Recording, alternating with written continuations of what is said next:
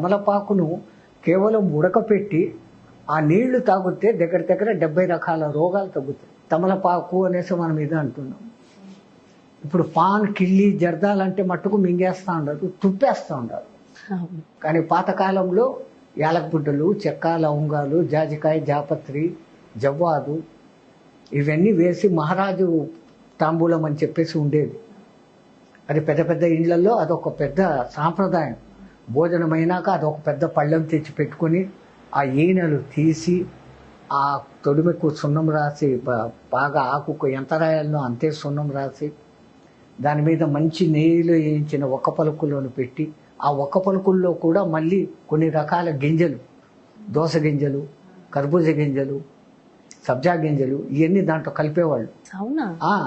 అవన్నిటిని కలిపిన ఆ ఒక్క పొడి, దానికి తోడు మళ్ళీ యాలకులు, జాపత్రి, జాజికాయ ఇవన్నీ కలిపి అది తాంబూలం నమిలి మొదటిసారిది ఉమ్మేసి ఆ తర్వాతది మింగుతూ మింగుతూ చిట్ట చివరిది మళ్ళీ ఉమ్మేసేయాలి.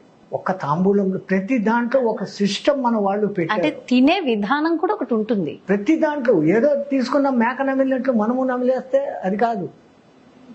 ఆ మొదటిసారి వచ్చింది వదిలేయాలి. ఎందుకంటే కనుక దాంట్లో కాల్షియం ఎక్కువ ఉంటుంది కాబట్టి ఆ కాల్షియం బయటికి వెళ్ళిపోవాలి. ఆ మిగతా కొద్దిపాటి కాల్షియము, సున్నము, ఆకు, రసము మూడు కలిసి అప్పుడు ఆ ఎర్రదనంలోకి అది మారుతుంది నమలంగా. అప్పుడు దాన్ని బాగా ఆస్వాదిస్తూ మింగుతూ మింగుతూ ఆ వచ్చిన ప్రతి రసము లాలాజలంతో కలిసిన ఈ కెమికల్స్ కలిసిన జలం మన లోపలికి పోతుంది. పరమాత్ముడే ఈ లాలాజలం అనేది మనకి ఇచ్చాడు. First digestive system. ఒక ఆహారం నములుతున్నాము అంటే లాలాజలం దాంతో కలుస్తుంది. మళ్ళా జఠర రసం కలుస్తుంది. ఆ తర్వాత పిత్తరసము, క్లోమరసము, పైత్యరసము అనే 3 ప్రధానమైన వాత, పిత్త, కపాలు అంటారు. మానవుడికి ఈ 3 ముఖ్యమైనటువంటివి. వీటిలో ఏమాత్రం ఏది కొంచెం డైవర్షన్ తగ్గిపోయినా మిగతా వాటికి ఎఫెక్ట్ వచ్చి జబ్బులు వస్తాయి. వాత రోగాలు, పిత్త రోగాలు, కఫ రోగాలు అనేసి 3 ఉంటాయి. కఫం అంటే దగ్గు, గళ్ళ అంటారు. వాతము అంటే కనుక కీళ్ళ వాపులు రావటాలు మొదలైనవి జరుగుతుంటాయి. పిత్తం అంటే కనుక వాంతులు వచ్చినప్పుడు విపరీతమైనటువంటి పుల్లటి స్మెల్లు, బ్యాడ్ స్మెల్ రావటము, మోషన్స్ సరిగ్గా రాకపోవటము లాంటి క్రియలు జరుగుతాయి. సో వీడు తినేది ఒక సిస్టమ్ ప్రకారం తిన్న తర్వాత 6 గంటల వరకు మరీ మధ్యలో ఏమీ వేయకుండా ఆ మిషన్కు రెస్ట్ ఇస్తూ దాన్ని పనిచేపిస్తూ ఉంటే వాటర్ మాత్రం తీసుకోవచ్చు కదా. వాటరు 5 లీటర్లు ఎటువంటి పరిస్థితుల్లోనూ తాగాల.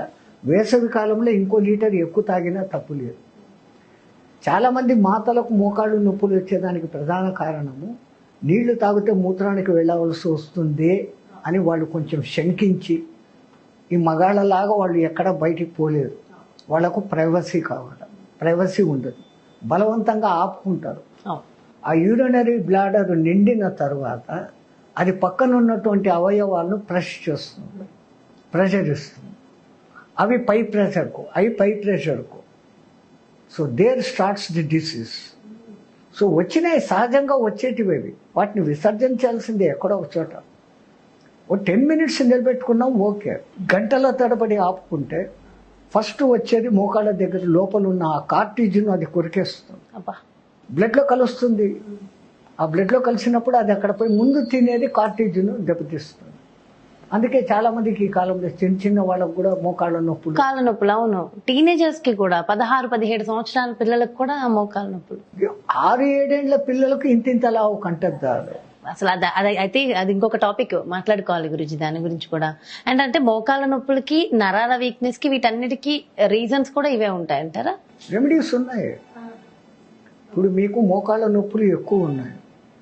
నూనె పదార్థాలు బాగున్నటువంటి వస్తువులు, నువ్వులు, కొబ్బరి, వీటిని ఎక్కువ వాడుతూ ఉంటే, డైరెక్ట్గా తింటూ ఉంటే కూడా అది సహజ సిద్ధమైన ఆయిల్ లోపలికి చేరుతుంది. బయట మిషన్లలో తీసి తయారు చేసిన ఆయిల్ వాడటం వేరే. అదంతకది దాంట్లో ఉన్నటువంటి సహజ సిద్ధమైన స్థితిలో వాటిని తీసుకోవడం. నువ్వులను ఆడిచ్చి నూనె తీసుకుని నువ్వుల నూనె మేము ఇంత వేసి వాడుతున్నాము అంటే ప్రయోజనం లేదు. నువ్వులను తినండి. అట్లాగనే కొబ్బరి నూనె, వేరుశనగ పల్లీలు, వాటి నుంచి నూనెలు తీస్తున్నారు. ఇంతకుముందు కుసుమ నూనె అనేది ఒకటి ఉండేది, నెయ్యితో ఈక్వల్గా ఉండేది. ఇప్పుడు అసలు కుసుమల పంటే లేదు. కుసుమాలు అసలు వినను కూడా వినలేదు. ఆ పేరు కూడా మీరు విని ఉండదు. తెల్లగా సబ్జా గింజల్లా అది సబ్బు బియ్యము గింజల్లాగా ఉంటాయి అవి.